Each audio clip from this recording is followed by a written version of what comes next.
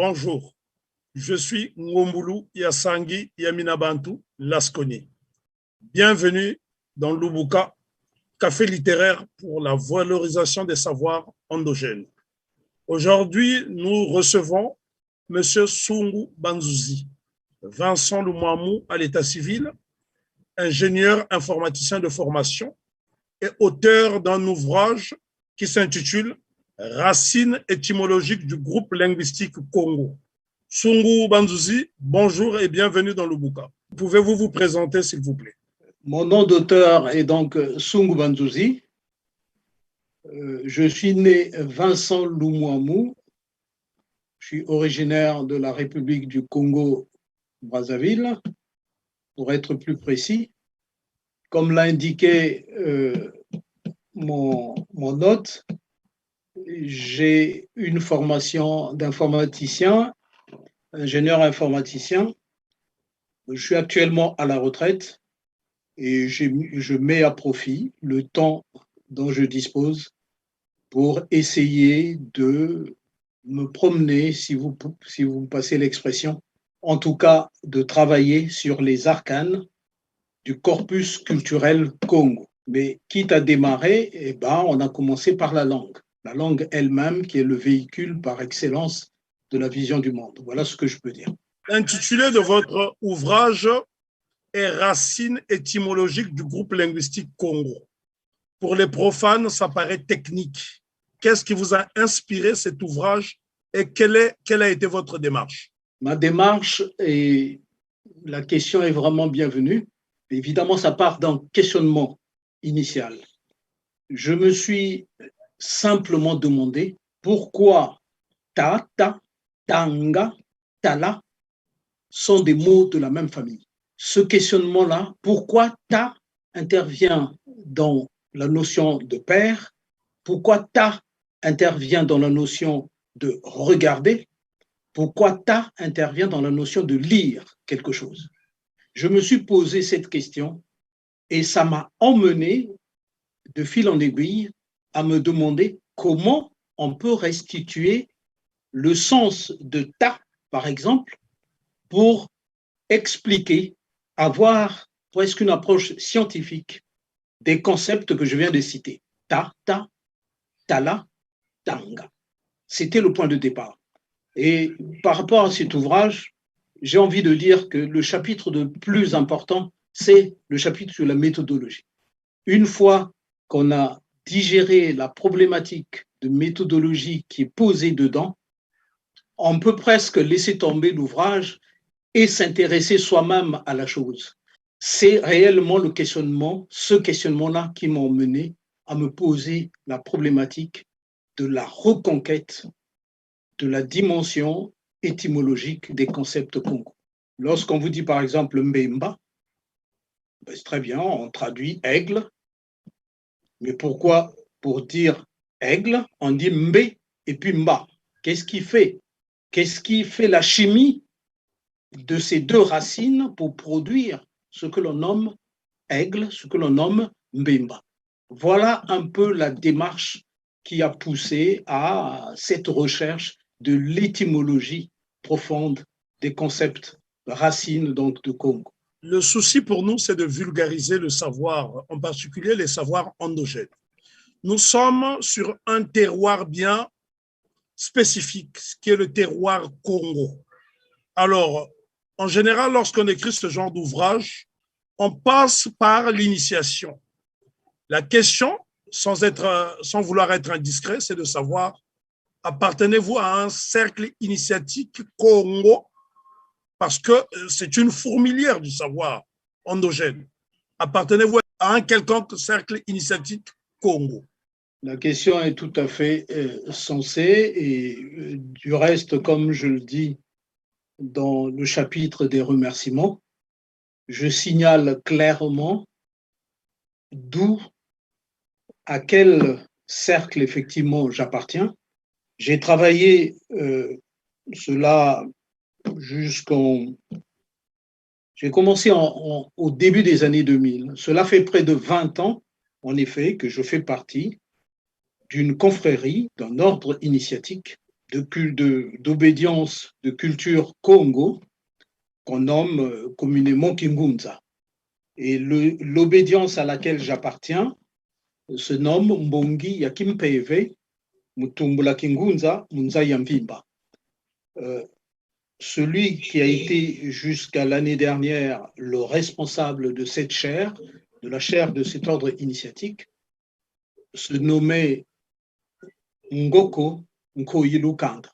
Il était Mfumumpu, et c'est en travaillant au plus près avec Mfumumpu Ngoko Nkoyilu Kanga que, effectivement, le carburant est venu tout naturellement pour cette problématique de reconquête, cette reconquête de notre corpus culturel pour essayer d'aller vers quelque chose, mais comme vous l'avez dit au tout début, d'endogène, envisager une dynamique évolutionnaire endogène, une capacité à poser les choses aussi bien spirituellement de manière initiatique, aussi bien du point de vue de la science, donc Kimazayu, et enfin l'organisation d'une puissance sociale que l'on traduit par Kimayala.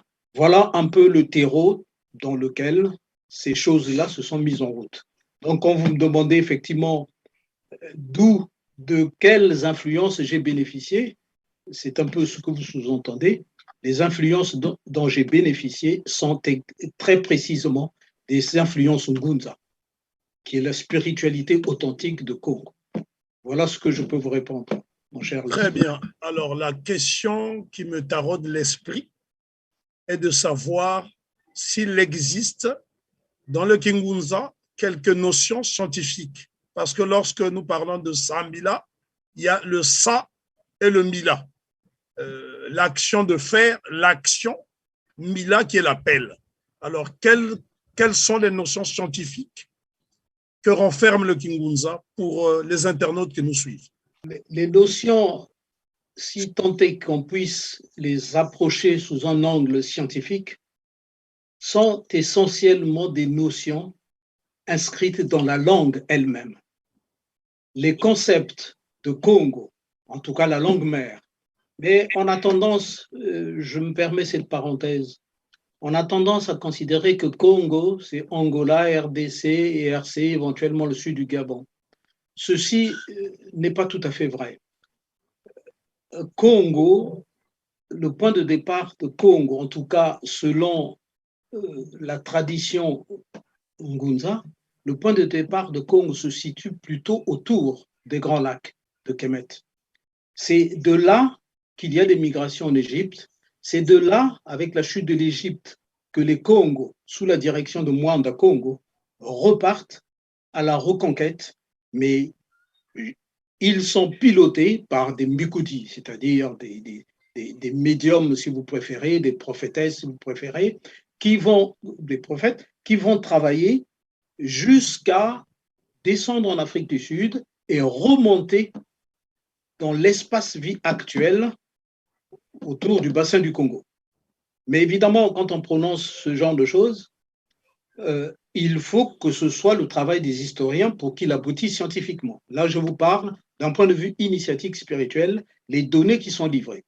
Pour revenir à votre question, je disais donc que la langue Congo, la langue mère Congo, qui s'étale depuis l'Équateur jusqu'en Afrique du Sud, la langue mère Congo est structurée de telle manière, je me suis pris d'ailleurs à mettre cela sur un des sous-titres comme une provocation, la langue mère Congo est une langue qui est si, comment dirais-je, si précise, si colorée scientifiquement qu'on finit par se demander si elle est née par les process classiques de naissance des langues.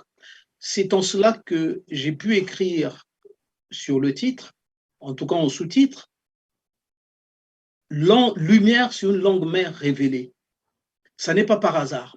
Mais quand je parle de notion de révélé, En fait, j'aurais pu dire lumière sur une langue mère de nature scientifique. Beaucoup de concepts Congo enferment dans leur structuration, dans leur architecture, des données scientifiques. Des données scientifiques. L'exemple le plus direct, Mpini, par exemple. Mpini en Congo se traduit invisibilité.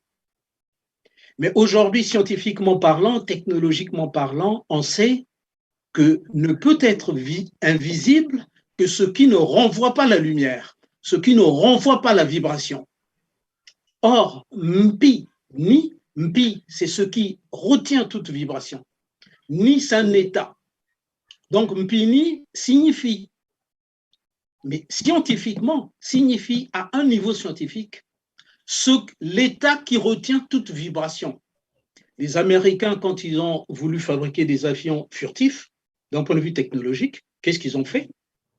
Eh bien, ils ont simplement empêché que la vibration émise par le radar ne trouve pas un écho. Autrement dit, ça absorbe cette vibration, ça n'émet pas de vibration. Alors, on voit bien que le concept Congo traduit déjà technologiquement ce qu'il faut pour réaliser l'invisibilité. En cela, la langue Congo est quelque chose. Un des auteurs, Zeitou Mielo, a publié un ouvrage où il dit « la langue la plus intelligente du monde ». Je ne l'aurais pas dit comme ça, mais quelque part, au fond de moi-même, je suis d'accord avec lui. Parce que les données, prenez, quel autre exemple nous pouvons prendre? Quand on dit par exemple Nzambi en Mpungu, Nzambi d'abord, qu'est-ce que ça veut dire? D'un point de vue scientifique, quand je dis scientifique, c'est-à-dire quelque chose de rigoureux qui relève justement presque d'une précision scientifique. Quand on dit Nzambi, Nza en Congo, ça se traduit aussi le monde, etc. Mais Nza est essentiellement ce qui procède de l'élévation au sens évolutionnaire. Mbi en Congo, c'est ce qui procède du danse. Par exemple, le danse, le sol, par exemple, appartient à Mbi. Et quand on dit Nza, Mbi, on est en train de traduire le divin comme un processus d'élévation à partir du danse. Lorsque vous marchez et que vous laissez une empreinte de pas au sol, on parle de l'uta Mbi. Ça, c'est pour dire que le danse est réellement Mbi. Mais Mbi, au sens figuré, signifie le mal. Pourquoi? Parce que Mbi traduit ce qui est de vibration basse. La matière manifestée est de vibration basse par opposition aux choses éthérées. Et lorsqu'on dit donc Mbi, on est en train de désigner quelque chose de vibration basse. Et au sens figuré, un acte qui est répréhensible, un acte machiavélique, un acte qui n'est pas bienveillant, est considéré comme de vibration basse. Et en Congo, effectivement, cet acte-là, on va dire Kimbi, Kinani. Mbi dans ce sens-là. Mais revenons à Nzambi. C'est ce qui procède de l'élévation à partir du danse.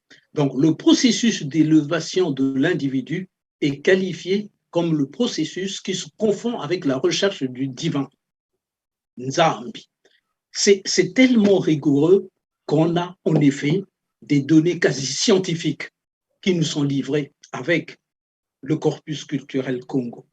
Voilà ce que l'on pourrait dire pour ne pas trop nous éterniser sur cet aspect scientifique des choses. Et Kingunza ne fait que prolonger ce qui est inscrit dans la langue Congo. Alors, revenons au sous-titre « Lumière sur une langue mère révélée ». Lorsque vous parlez de révéler, cela nous ramène à la révélation, qui relève généralement des religions dites révélées, pour ne pas dire des religions abrahamiques. Et les rationalistes pourraient vous opposer la rationalité lorsque vous parlez de révélation. Est-ce que science et révélation sont-ils compatibles? La révélation, j'ai évidemment, le titre est en français, donc il est difficile d'y échapper. Mais en Congo, en fait, ce qui se révèle relève déjà de la science en Congo. En Congo, ce qui se relève se dit you. C'est traduit par you. You, c'est la découverte de quelque chose. C'est le fait que lorsque l'on est prêt à recevoir, eh bien, on découvre.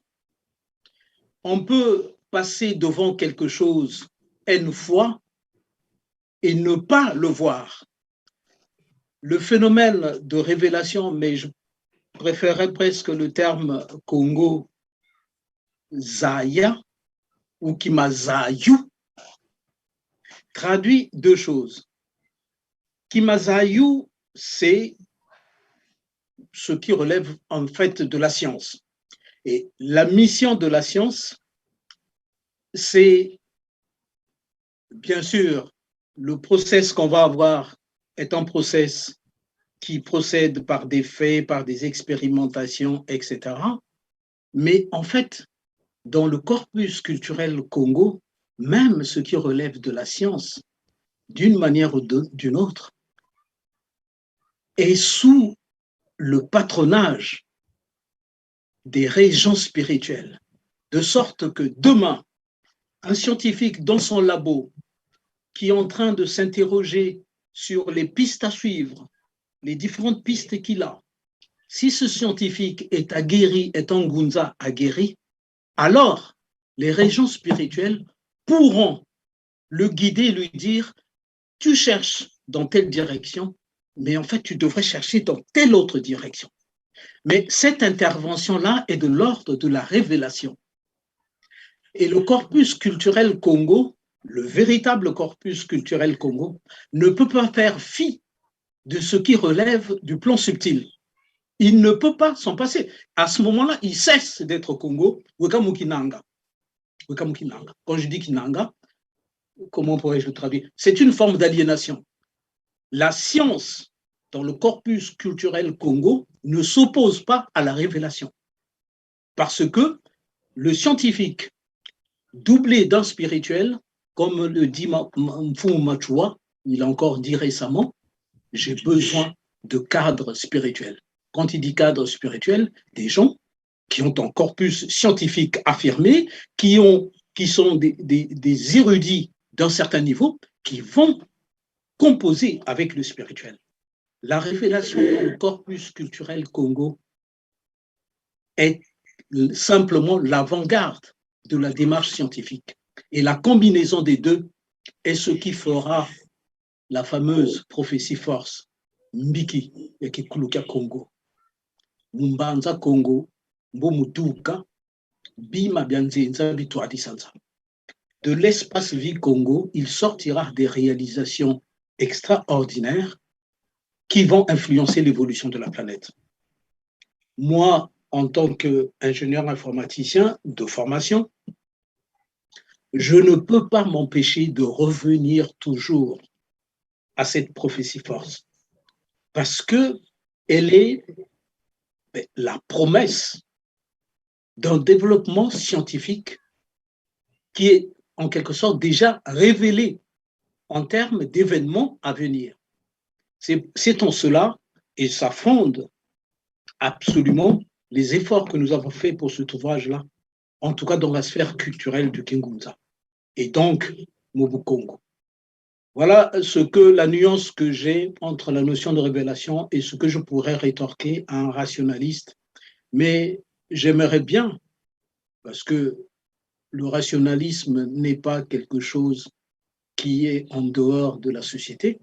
Et si vous êtes dans une société dominée par l'idéologie du moment, eh ben, votre rationalisme n'y échappe pas, d'une manière ou d'une autre. Donc, il y a rationalisme et rationalisme. C'est un peu cette histoire d'universalisme dont on nous parle, on nous casse les pieds dans certains cercles. Oui, c'est un universalisme, etc. Mais un universalisme a un élan. Et l'élan, je préfère que ça parte de moi, cet universalisme-là. Voilà ce que je pourrais dire à ce rationaliste que vous évoquez. Certains sociologues aujourd'hui affirment que le fait que le Congo, en parlant de Manza Congo, le fait que le Congo ait été, s'est beaucoup imprégné plutôt des travaux des missionnaires, puisque les Congos ont été parmi les premiers, en tant que peuple côtier, ont été parmi les premiers à subir la colonisation religieuse de plein fouet. Est-ce que ce ne sont pas là les stigmates de cette évangélisation qui fait qu'on parle de révélation dans le Kingunza? Le concept de révélation, s'il faut en parler dans Kingunza, il faudrait faire un saut dans Kingunza pour éclairer ce qui en sort. Parce que sinon, on risque de partir de quelque chose d'extérieur. Certes, il est difficile de traduire une langue dans une autre sans perdre de la substance au passage. Lorsque, avec nos formations, qui sont ce qu'elles sont, après tout, on a été à l'école occidentale, avec nous essayons de rapprocher quelques concepts parce qu'on estime que ça passera. Mais à dire vrai, la notion de révélation dans Kingunza présuppose que l'être, la personne à qui une chose est révélée, ça présuppose un travail qu'il a effectué en lui-même dans cette incarnation ou dans une autre incarnation, mais là, nous faisons dans l'initiatique, qui l'a emmené à être à même, en fait, de se souvenir. On ramène à sa mémoire ce qu'il sait en lui. On ne peut pas passer son temps à aller, comment dirais-je, en fait, on ne peut pas vous révéler ce que vous n'aviez pas en vous. Mais Kyo Kingunza, ça, c'est la philosophie du Kingunza. L'idée la plus simple pour essayer d'imaginer, enfin, de présenter cela, c'est de prendre l'exemple d'une puce. Une puce électronique, une puce de téléphonie. Vous pouvez aller acheter une puce de téléphonie. Cette puce-là, vous pouvez l'intégrer dans votre smartphone, mais sans pour autant que vous soyez connecté. Il faut à un moment ou à un autre une activation de cette puce-là. Si la puce n'est pas activée, vous serez connecté à rien du tout. Qu'elle soit 5G, 4G, peu importe, vous serez connecté à rien du tout. Dans Kingunza, lorsque les régions spirituelles, depuis Simon Pemba, lorsque les régions spirituelles viennent pour mettre à disposition de quelqu'un quelque chose, en fait, c'est parce qu'ils ont déjà identifié en cette personne un corpus qui porte déjà ces notions-là. Et à ce moment-là, quand c'est comme une activation qu'on fait de ce que vous saviez déjà. En Congo ou dans Kingunza, on dit souvent c'est-à-dire qu'en fonction du saut spirituel qui est le vôtre et en fonction de l'activation qui était faite, c'est vers vous que viendront ces choses-là. Mais elles viennent vers vous parce qu'elles sont compatibles avec vous. Il y a une notion, comment le dire? On revient encore à la structure de Congo. Un concept, par exemple. Un concept, quand on le comprend, on crée en soi-même un état. On devient un peu ce concept-là. On crée en fait un état énergétique qui correspond à ce concept. De telle manière que si je comprends ce que c'est que Zola, si je l'intègre réellement, mentalement, psychiquement, alors il y a en moi quelque chose qui relève de Zola. C'est comme une contamination, c'est comme une création en matière de la pensée de Zola. C'est pour ça qu'en Congo, penser se dit Ba-Nza. Ba-Nza. Nza, c'est le processus d'élévation. Penser, c'est se confondre avec le processus d'élévation.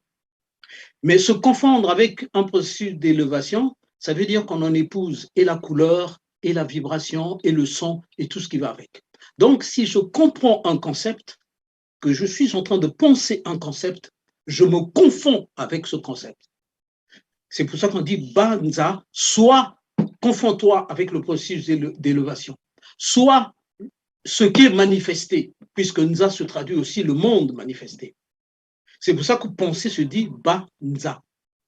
Sinon, il n'y aurait aucune raison Si on ne peut pas se confondre avec ce processus, pourquoi voulez-vous que penser soit le fait de devenir ce que l'on pense, que le concept lui-même, se confondre avec? Il y a tant de choses à dire sur ces concepts-là. Comment je pourrais, pour essayer de résumer ce que l'on vient d'apporter? La dynamique d'évolution d'un individu dans les cercles initiatiques Ngunza est simplement un effet de révélation de l'individu à lui-même. Il se révèle à lui-même par rapport à ce qu'il est déjà, mais qui est encore sous forme endormie, un peu comme un bouton sur un arbuste qui n'a pas encore révélé la fleur que ce bouton contient. À un moment ou à un autre, le bouton va se révéler à lui-même en déployant la couleur des pétales, etc., la façon d'accueillir la lumière, de la refléter, etc., etc. Un humain, en tout cas dans le corpus culturel Congo, tel que l'enseignement de Mfumu Pungoko le laisse paraître, en fait, c'est se révéler à soi-même en se déployant. On l'est déjà, on l'est déjà.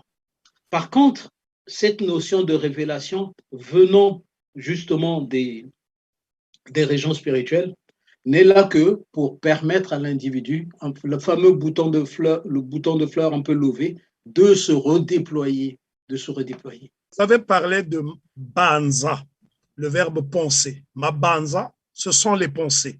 Mais en Kikongo, nous avons également une autre notion, c'est manza. Quelle relation faites-vous entre Manza, qui est la ville, comme Manza Ngungu, Manza Congo, Manza Ndunga? Quelle est la relation entre Manza et Banza et Mabanza? Dans Mbanza, vous avez effectivement deux concepts racines, deux concepts clés.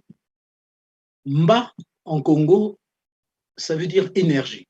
De la même manière, quand on dit Mamba, on dit l'énergie de la matrice.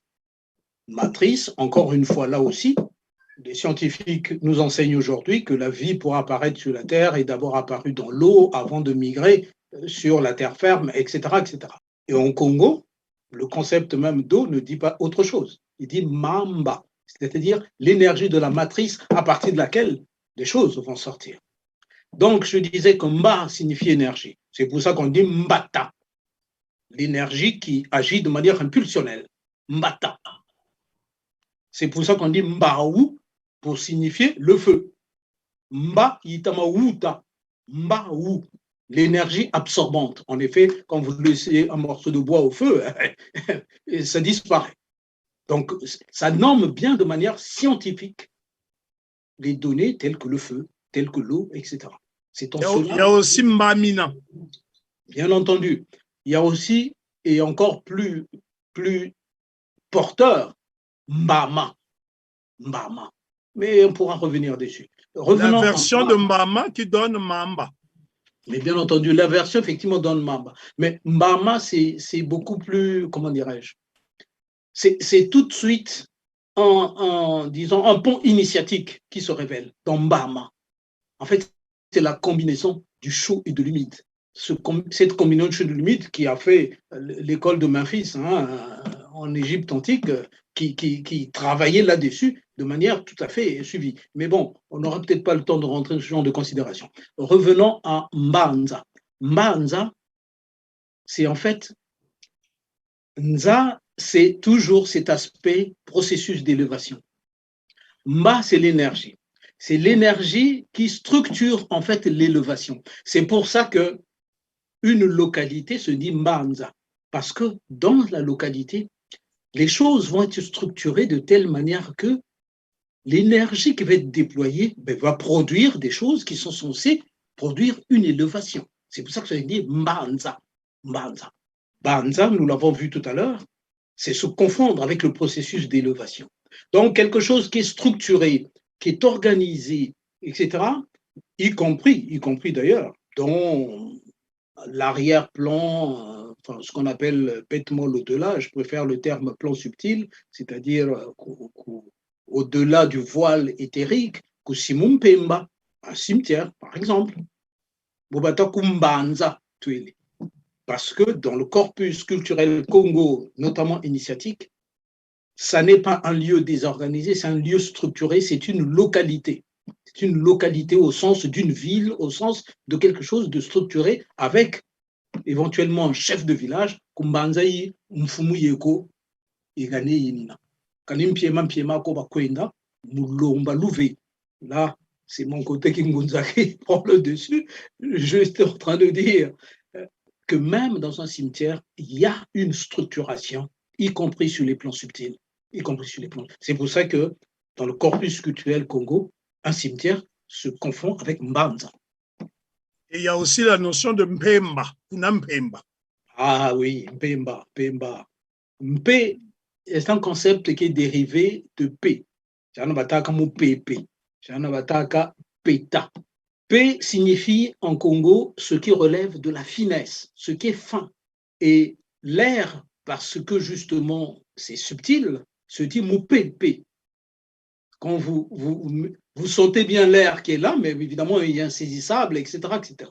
Donc P signifie effectivement ce qui a trait au subtil. Mpe, c'est ce qui procède de la subtilité. Mais donc quand on dit Mpe, Mba, on est en train de parler de l'énergie subtile.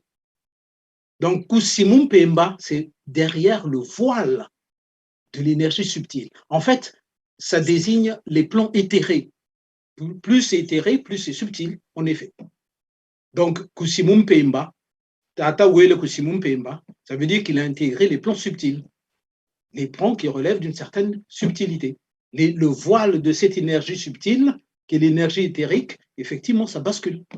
Qu'on bascule derrière le voile éthérique. Alors, moi, ce qui m'intéresse beaucoup dans votre ouvrage, c'est qu'on a pas mal de mots qui ont été décortiqués. Vous partez à la racine du mot, donc l'étymologie. Ça, c'est très important pour permettre aux néophytes de mieux comprendre le sens de certains mots. La question que je voudrais ici vous poser, au début de votre intervention, vous avez cité un auteur qui aurait parlé de langue intelligente en parlant du Congo. Est-ce que cela ne relève pas du chauvinisme ou du suprémacisme, puisqu'en musique classique, les musiciens ont justement développé cette notion de musique intelligente pour l'opposer aux autres musiques qui seraient donc des musiques folkloriques. Est-ce que là, on n'entre pas un peu dans le chauvinisme en parlant de langue intelligente? Y aurait-il des langues bêtes? La question, elle vaut tout à fait le détour, mais sans vraiment me défausser, j'aurais préféré qu'on pose cette question à Mielonzeitu, qui est tout à fait indiqué. Et il y a tout un ouvrage. L'ouvrage, je vous avoue, je ne l'ai pas encore lu.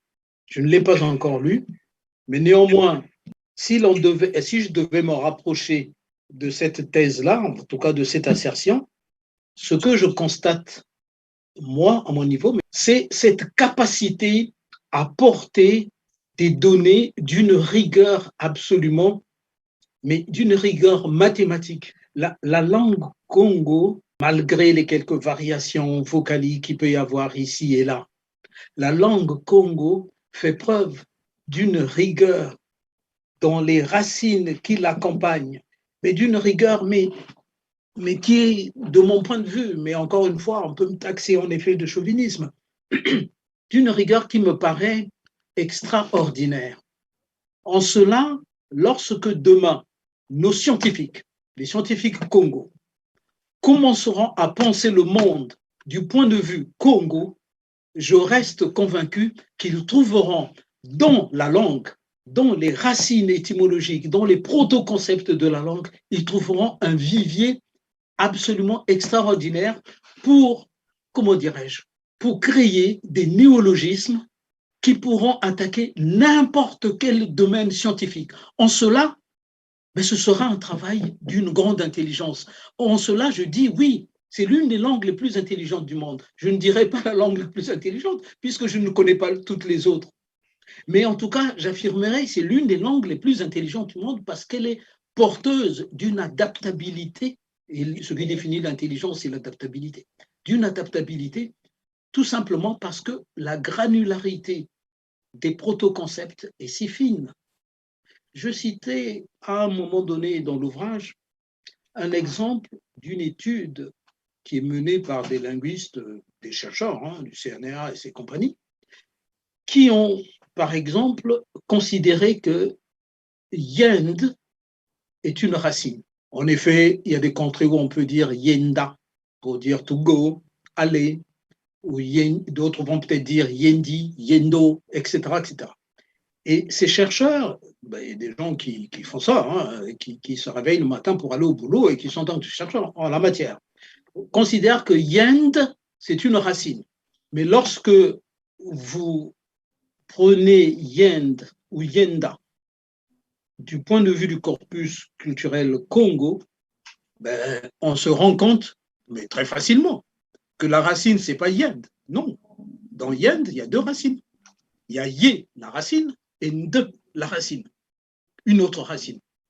Ça, j'ose espérer que au moins l'année prochaine, nous allons parcourir les amphithéâtres qui ont des départements de langue africaine pour essayer justement de montrer que si on s'est arrêté là pour déterminer certaines racines, on peut descendre beaucoup plus profond pour encore disséquer ces racines-là en une granularité beaucoup plus fine, ce qui donne justement une adaptabilité très forte pour demain produire des néologismes dans le domaine scientifique, etc. Ce qui en fait, encore une fois, là où je suis d'accord avec Nzeitou, une des langues les plus intelligentes du monde.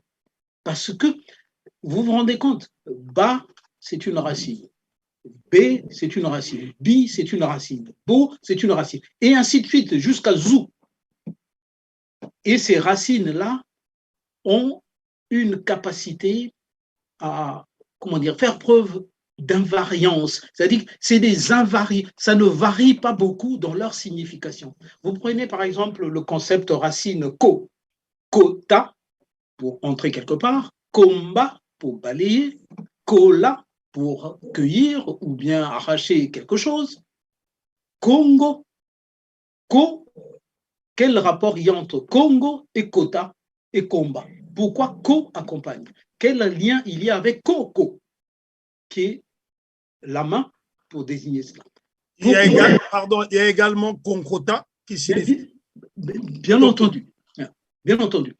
Quel rapport il y a entre ces différents concepts? Pourquoi ils commenceraient tous par ko? De quoi est porteur le protoconcept ko pour entrer dans la composition? Et cette granularité fine, une fois qu'on a découvert ce qu'est ko, on se rend compte que ko joue le même rôle dans tous les autres concepts. Quel que soit l'endroit où il apparaît, il joue le même rôle. Il y a une espèce de rigueur, comme je disais au début, rigueur mathématique, à tel point que ce qui a été fait dans la méthodologie, ceux qui ont fait un peu de mathématiques élémentaires le savent, ça a été simplement une factorisation. Vous avez kota, Congo, komba, konkota, kola. On met ko en facteur, on produit sa sémantique et après on le réintègre dans les différents concepts pour ensuite reconstituer l'étymologie du concept. Ko en Congo, mais là on le trouve dans l'ouvrage, ko en Congo signifie essentiellement ce qui est soumis à une kinésie, un déplacement dans l'espace. C'est pour ça que quand vous allez d'un extérieur vers un intérieur, on dit kota. Quand vous balayez les objets qui partent d'un point à un autre, on dit komba, c'est-à-dire l'énergie pour déplacer des choses. Quand on dit Congo, c'est tout simplement ko, et en effet, c'est traduit le mouvement dans l'espace, et ngo, c'est une masse. Mais là, il s'agit d'une masse qui est un groupement humain. Donc, c'est un groupement humain en mouvement. Mais la particularité de ko, ce n'est pas la simple kinésie, c'est que ko est porteur d'un projet. Quand vous entrez quelque part, c'est un dessein. C'est pour ça d'ailleurs que quand vous faites exprès de piétiner quelqu'un, par exemple, au passage, On vous dit Munko Kachid. C'est-à-dire qu'il s'est mis en mouvement pour poser l'acte, mais il l'a fait avec une intention. C'est en cela que Congo, d'ailleurs, signifie un groupement humain en mission. C'est comme un commando en mission. Mais commando qui est parti d'où? Là, je renvoie aux bases du Kimgunza, où effectivement, il est question d'un groupement humain qui a reçu une mission pour quelque chose, pour désigner Congo. Très bien. Je voudrais ici, avant de terminer notre entretien, vous faire une petite observation. J'ai pris un fou plaisir à lire votre ouvrage qui est très intéressant et qui nous permet de mieux comprendre la langue Congo. Techniquement, il y a un scribe kényan, auteur prolifique très connu du nom de Ngugi wa Thiong'o, qui a écrit un ouvrage très intéressant qui s'intitule Decolonizing the Mind, décoloniser l'esprit. Vous faites la promotion du Kikulu, qu'on pourrait traduire littéralement en français, l'ancestralité. Mais le paradoxe est que vous écrivez en français. Pourquoi ne pas avoir écrit en Kikongo? Il y a plusieurs problématiques techniques, à cela. Le premier relève plutôt de la cible, de l'objectif. L'objectif, c'est d'emmener les Congo descendants en priorité à, comment dirais-je, se réapproprier leur langue, non pas sur la simple problématique de syntaxe, etc., mais sur une base scientifique. Sur une base scientifique.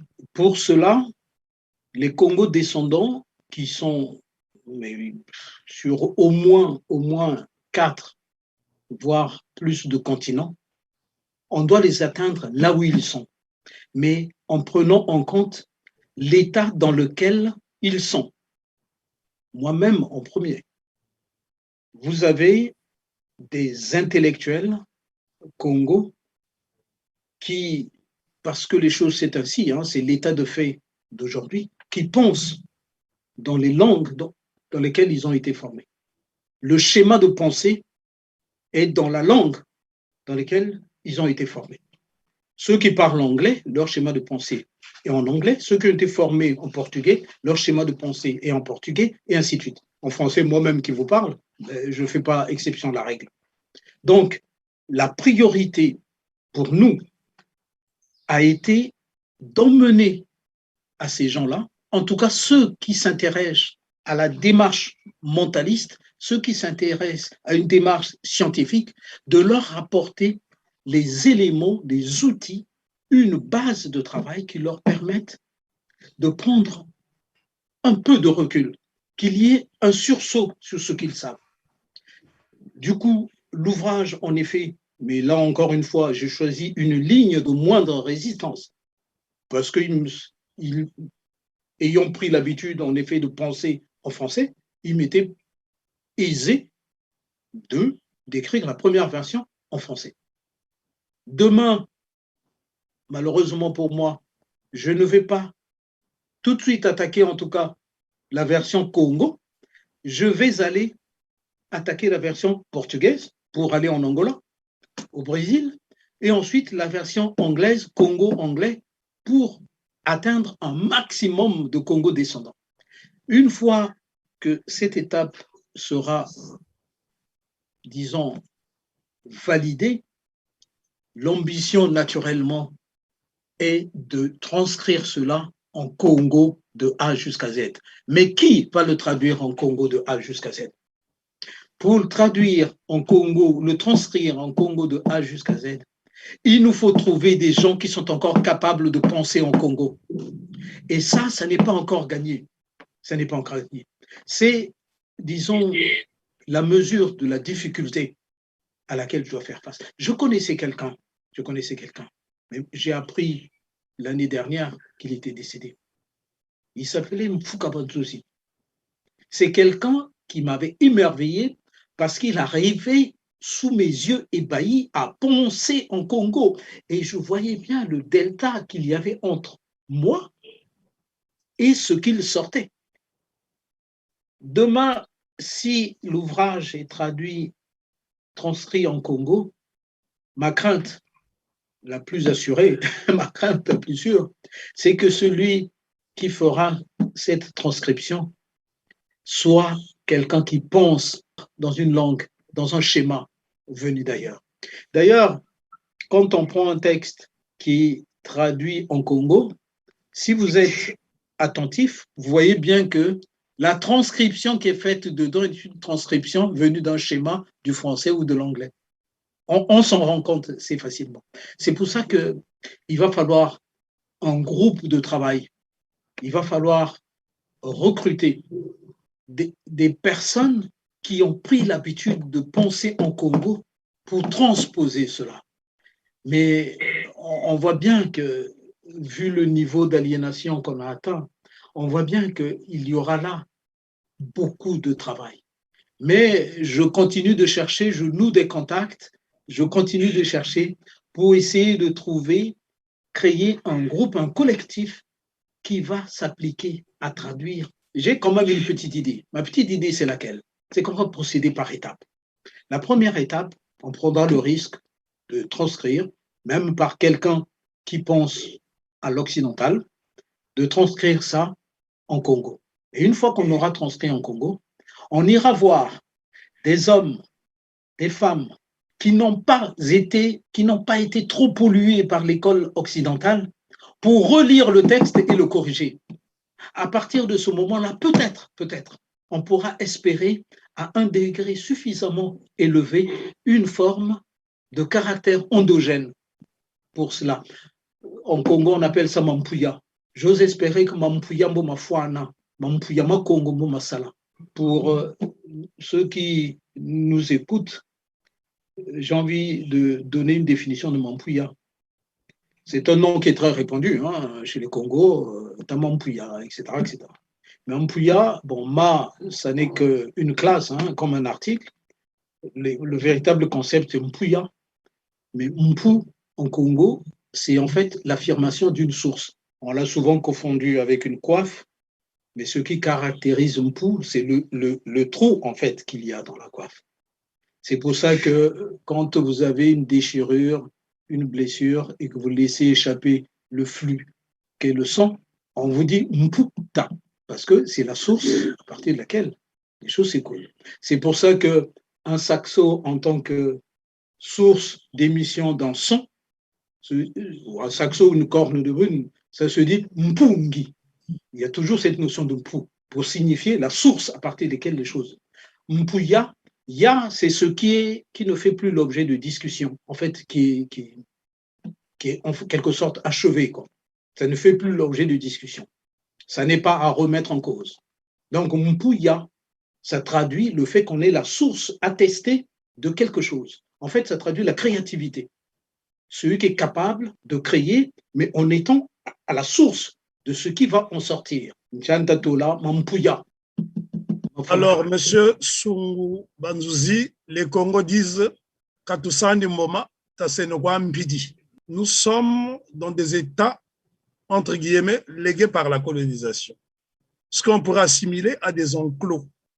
Et lorsque nous parlons de nos terroirs, les gens ont tendance à assimiler cela à du tribalisme ou à de l'exclusisme. Alors, ma question est, pour gommer les lignes tribales qui nous séparent mentalement, comment procéderez-vous pour, en quelque sorte, établir une parenté linguistique entre nos différentes langues dans nos pays ou enclos respectifs? Ça sera ma dernière question. Nous avons hérité d'un certain nombre de choses et comme tout système dominant, il est, pour eux, c'est une belle affaire d'essayer d'injecter ici ou là un peu de division, de dire, vous voyez, ceux-là, ils sont comme ci, ceux-là, ils sont comme ça. Souvent, ceux qui n'étaient pas suffisamment, j'allais dire, armés intellectuellement, se sont laissés entraîner dans ceci et cela. C'est un état de fait. Il sera difficile de le nier. Mais pour nous, encore une fois, C'est un peu ce que nous avions dit précédemment. L'enjeu est un enjeu scientifique. Mais qui dit enjeu scientifique dit conquête d'objectivité. Et parce qu'il s'agit d'une conquête d'objectivité, quelles que soient les langues considérées, il nous faudra travailler avec ceux dont c'est une des caractéristiques, ceux qui en ont la tournure d'esprit. Il nous faudra travailler avec eux pour arriver à faire un travail qui se rapprocherait de la démarche scientifique sur les proto-concepts. C'est seulement ainsi, de mon point de vue, qu'on pourra arriver à établir une base scientifique d'échange et de discussion, donc de redécouverte de nos propres langues, quelles qu'elles soient. On pourra ici parler de groupe linguistique Congo, là parler d'un autre groupe linguistique, mais ce qui est important, c'est la démarche scientifique qu'on va imprimer. Vous savez, il y a beaucoup, dans nos États, il y a la cohabitation de pas mal de déclinaisons d'un certain nombre de langues mères, qu'on appelle vulgairement dialectes, etc., etc. Mais encore faut-il, pour affirmer qu'une langue est un dialecte, identifier la langue mère. Demain, disais-je, on pourra établir avec les uns et les autres un schéma scientifique sur la base des étymologies des différentes langues pour avancer vers la redécouverte en fait de nos langues d'une manière beaucoup plus générique, la découverte de nos langues. Voyez-vous, lorsque je ne sais plus, je crois que j'ai un ami Makwa qui lui-même hésitait, mais ça n'est pas là le problème. Pour dire, par exemple, le mal, on va dire au Lumé ou au Lumi, quelque chose de ce genre. Mais pour dire le mal dans le groupe linguistique Congo, on dit Mulumi. Vous pensez vraiment, sérieusement, que les proto-concepts des déclinaisons de ceci et cela sont si éloignés que ça? Scientifiquement parlant, on doit pouvoir trouver, mais arriver à un résultat qui tient la route, à quelque chose qui est scientifiquement défendable. Ce job-là doit être fait. Peu importe à quel groupe linguistique vous appartenez, le continent africain a des langues qui ne sont pas si variées que cela. Ces langues-là ont en commun une infrastructure linguistique et cette infrastructure linguistique doit être redécouverte. Je ne parle pas, bien entendu, de ce que les coutumes ou l'évolution du corpus culturel a fait de ces langues. Je ne parle pas de cela. Je parle du fondement même qui est à l'arrière-plan des langues kamites d'une manière générale. Des langues kamites d'une manière générale. Pour terminer, je voudrais tout simplement dire que, étant natif de Poto-Poto, l'un des quartiers les plus cosmopolites de Mfoua, dit Brazzaville, il serait bon d'établir la parenté linguistique afin de gommer les lignes tribales artificielles qui ont été tracées par les colons pour renforcer la cohésion nationale, parce que moi, ma préoccupation en tant que panafricaniste et en tant que Congolais, c'est qu'il y ait une sorte de concorde solide au sein de différents enclos pour aller vers le but ultime qui est la construction d'un État fédéral. Là, ça sera l'étape supérieure qui a été préconisée par nos pères, les Nkrumah, les Modibo Keïta, Ahmed Sékou Touré, Nasser, etc. Pour moi, c'est une préoccupation parce que lorsqu'on parle de racines étymologiques du groupe linguistique Congo, les détracteurs ou les tribalistes pourraient là vous accuser de faire la part belle à votre langue maternelle, alors que la démarche est tout autre. Merci infiniment, M. Sungu Banzouzi, d'avoir répondu à notre invitation. Je voudrais juste savoir où est-ce qu'on peut trouver l'ouvrage. C'est très important pour nous. L'ouvrage aujourd'hui peut être commandé sur le site internet de congoédition.com.